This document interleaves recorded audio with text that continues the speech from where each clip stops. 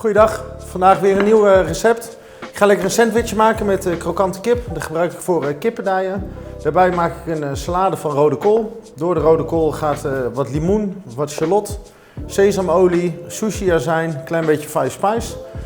Sesamzaadjes ga ik gebruiken vandaag voor garnering en om door de rode kool te doen. Wat gebakken uitjes voor op de kip. Ik heb wat bosui en peper meegenomen ter garnering. En wat knoflook en uienpoeder om de kip mee te marineren. Om te beginnen gaan we de rode kool in fijne reepjes snijden.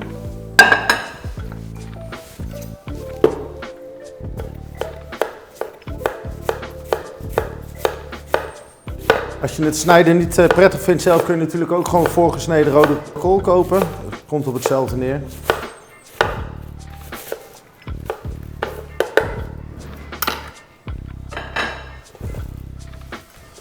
Daarna ga ik een shallotje snipperen.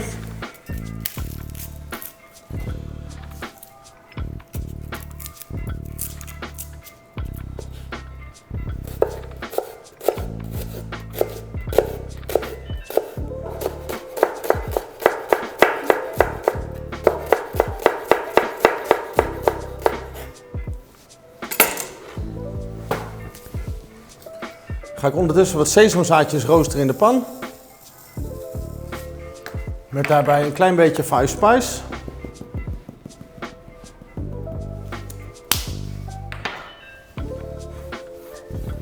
Dan heb ik hier een limoen.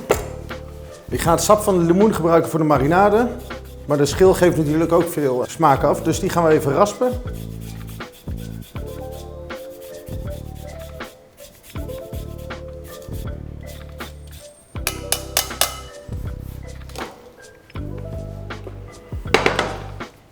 Rol ik de limoen even onder de handpalm. Snij ik hem door. Dat doe ik omdat hij dan wat makkelijk zijn sap loslaat. Zoals je ziet zijn de zaadjes mooi aan het kleuren. Dan doe ik de shallot erbij.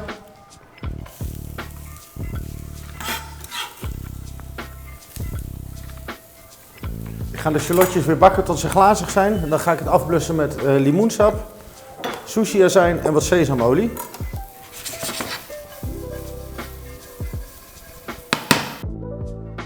Shallot is mooi glazig, dan doe ik de limoensap erbij.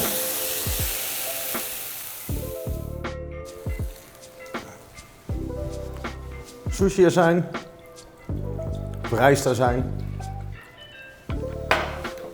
en wat sesamolie.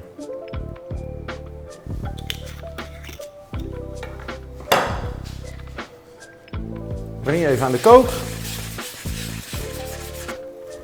Wat zout.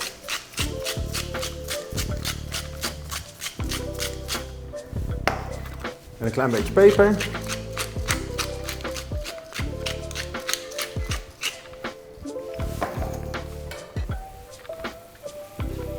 Als het eruit kookt, gooi je het weer over de rode kool.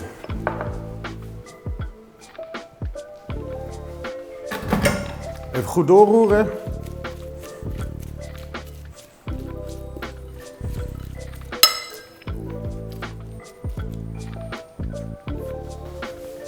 En dat zet je aan de kant. Dan gaan we verder met de kip. Ik heb hiervoor gekozen voor kippendijen met het huidje er nog op. Omdat je het huidje vaak net wat krokanter kan bakken. Dat is wel lekker op een sandwich crispy chicken. Ik heb hier knoflookpoeder.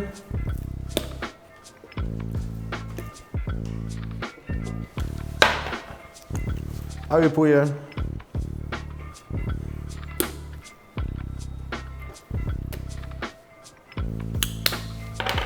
En weer wat five spice.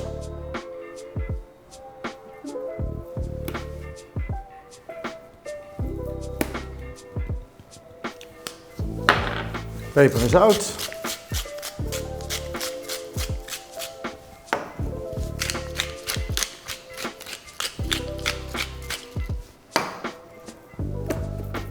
Even goed aandrukken. Als laatste doe ik nog wat maïzena op de huid van de kip. Maïzena doe ik ervoor dat het mooi krokant wordt.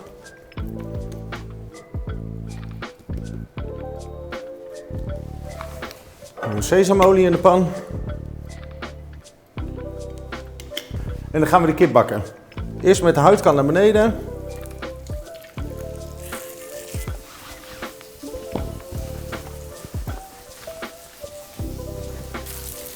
kunnen we ondertussen alvast beginnen met het broodje. Mooie plak bezembrood.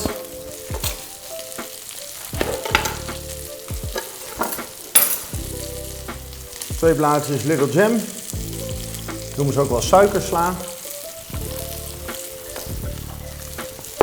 Klein beetje rucola.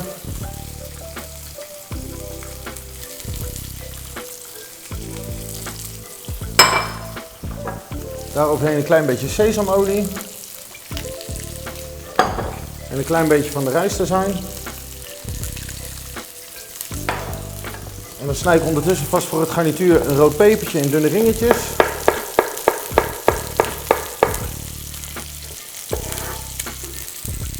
En wat ringetjes bosui.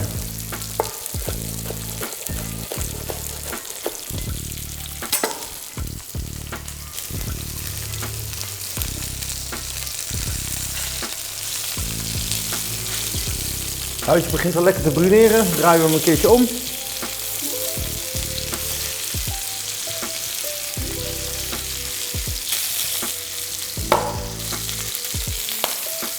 De vleeskant is ook mooi bruin. Draaien we hem weer om. En laten we hem voor de rest doorgaren op de huidkant, zodat de huid lekker krokant wordt. Zodat je straks echt een crispy chicken krijgt. Dus je ziet het huid mooi krokant.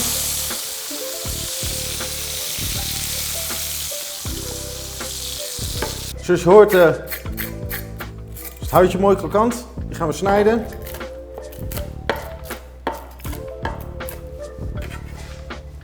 Dan leggen we die op het broodje.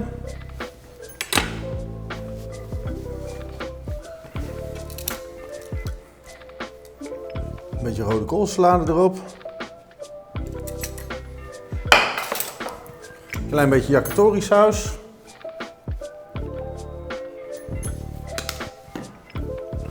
Bosuitje, pepertje,